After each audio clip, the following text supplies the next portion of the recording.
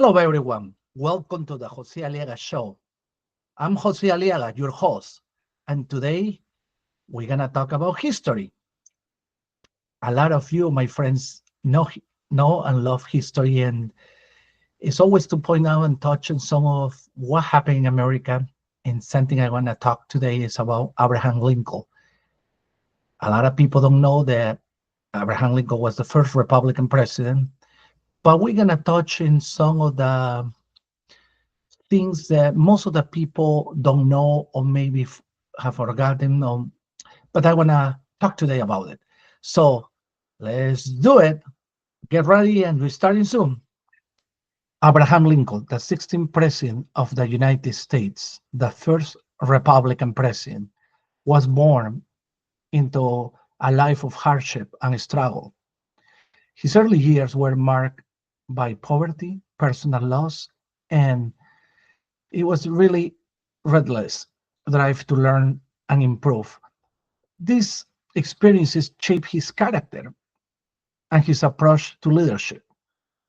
Here is more fluid narrative of his early life, and I'll tell you more about that because a lot of people think that he grew up rich. Many people in America think that Abraham Lincoln was a Democrat, but he was a Republican, the first Republican president.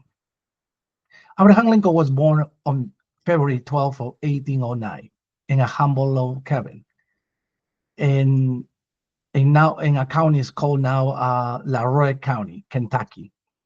He was the son of Thomas Lincoln, which he was just a farmer, and Nancy Lincoln. His family was poor, very poor, and his early years were basically the economy was very unstable. Lincoln had one of his older sisters, Sarah, and his younger brother, Thomas, who tragically died in his infancy. At that time, it was very difficult to reach a hospital or healthcare thing. Now is different. Times change. Life was a constant struggle for the Lincoln family. And as a result, they moved several times in search for better opportunities. At that time, people used to move state by state, look for opportunities. In 1816, when Abraham was just 7 years old, the Lincolns relocated to the state of Indiana, where they faced even more difficulties, including an ongoing dispute over land title and ultimately tragedy. When Lincoln was 9 years old, his mother Nancy died from a milk sickness in 1818. A loss and deeply affected him. He often recalled his mother's influence, and it shaped his views on life and death for the rest of his life. 2 years later, in 1828, Lincoln's father remarried Sarah Bush Johnston, a widow with 3 children. Sarah brought a kinder and more presence to Lincoln's life, and he later praised her as a positive influence during his formative years. Lincoln's formal education was limited, with only about a year of schooling in total. His family poverty means that formal schooling was a luxury at the time. They couldn't afford for Lincoln to go to a good school. But Lincoln was curious and he had vocation for reader. He taught himself to read and write. Often he will get whatever book he get, he will read with his own hands, and then he got his own material of reading. He used to be like the Bible. He used to be like Shakespeare. And then historical texts, he liked a lot of history, and he educated himself, and that was the foundation of his future success. Let's talk about how when Lincoln got elected in the Congress. Lincoln was elected as the Whig Party member for the 30th Congress from 1847 to 1849. He served just 1 term in the House of Representatives. But I want to point out that was very important here in history and for his political career. Here is why. He met John Quincy Adams, the son of President John Adams. John Quincy Adams also was a president. And they sit very close. And John Quincy Adams could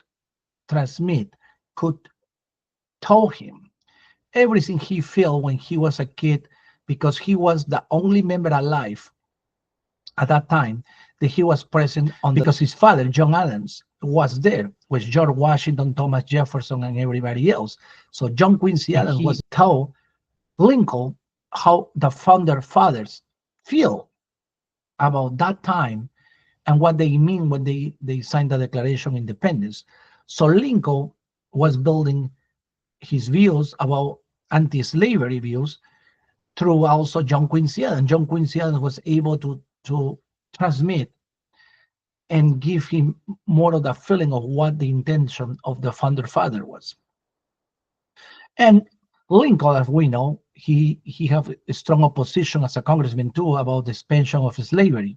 He also opposed the Mexican-American War. And his legacy is always remembered, even though he was one time. Later around, Lincoln will come back to Washington, but as a Republican, because the Republican Party was made in the 1850s, and it's how Lincoln in the Congress actually learned. And this is something I want to highlight because a lot of people don't know about John Quincy Adams being in the Congress with Lincoln.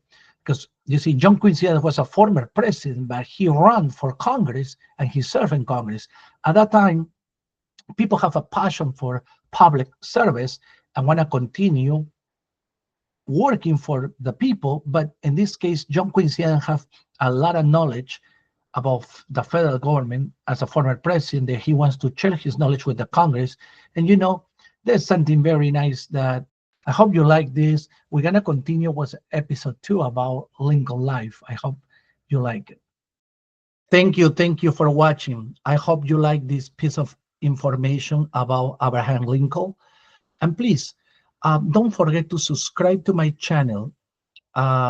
Click on the bell, and I see you into the next episode. Thank you and have a blessed day. Bye-bye.